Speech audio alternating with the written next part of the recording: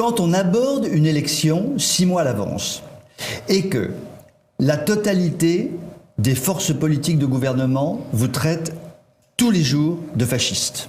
Mais beaucoup moins que le système médiatique est totalement en opposition avec vous, que les grandes autorités morales sont intégralement contre vous, que ce soit grosso modo l'Église catholique, le communiqué de la conférence épiscopale a été très très clair il y a 8 jours, il faut s'occuper du migrant, chers amis, quand on vote, il faut s'occuper du migrant.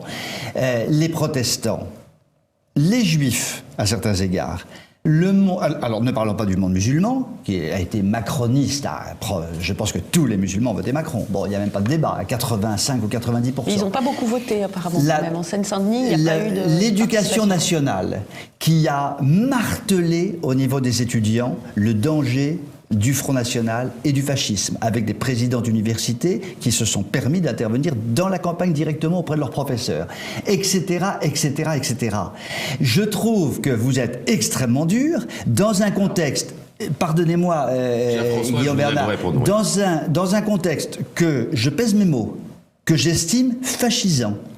J'estime que nous avons vécu une véritable dictature médiatico-politique de toutes les élites contre un parti qui est tout de même composé de 10 millions d'électeurs qui sont vraiment des gens parfaitement honorables. Et quand j'entends Macron jeudi soir, c'est peut-être ce qui m'a fait le plus souffrir pendant le débat. Quand j'entends Macron, avec son air de petit ange, son regard brillant, glacier, qui montre franchement un mépris pour les gens absolument hallucinant. Enfin, il suffit d'être un tout petit peu psychologue pour regarder son regard. Dire, la main sur le cœur, qu'il a une passion pour les électeurs du Front National, qui sont des gens tout à fait respectables, etc., alors qu'il les méprise par tous les pores de sa peau.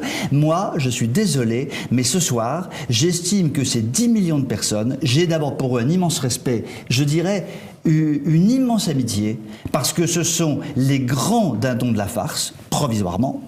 J'ai une très grande tristesse pour la droite bourgeoise qui s'est précipitée dans le système politico-médiatique avec joie et bonheur et qui ont suivi tous les fillonistes qui se sont raccrochés à Macron à 20h03. Enfin, Saint-Pierre, il y a 2000 ans, il a attendu la nuit avant de trahir Jésus. Fillon, il l'a fait tout de suite, il n'a pas attendu 30 secondes. C'est un scandale. Et avec le défilé de tous les anciens ministres, tous ces vieilles gens, Barouin et toute la clique, qui ont dit mais Macron, Macron, Macron, ça a été insupportable. Et qu'il y ait eu une pièce de théâtre ratée pendant 2 heures, 2 heures et demie, c'est pas très grave. En revanche, toutes ces successions d'images qui resteront dans l'histoire, elles me paraissent vraiment insupportables et je crois que les Français ne l'accepteront pas très longtemps parce que la distorsion entre la classe politique et le peuple français va éclater au grand jour. Mais